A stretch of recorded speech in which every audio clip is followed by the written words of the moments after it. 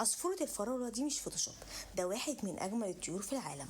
وأغرب حاجة إن هو مش بيتولد كده، الذكر بس في موسم التزاوج بيتحول لونه الأحمر وعليه نقط بيضة، وبيجي يترقص قدام الأنثى اللي عجبته، والأنثى بتختاره لو رقصه عجبها ولو ريشه أكثر لمعانا. هو من الطيور السريعة جدا، بيحب يعيش في مجموعات وبيتغذى على البذور والحشرات. طوله لا يتعدى 10 سنتيمتر، والصغار عندهم علامة مضيئة داخل الفم علشان الأبوين يعرفوا يطعموهم كويس. وموطنه الأصلي في الهند وبنجلاديش ونيبال وسريلانكا.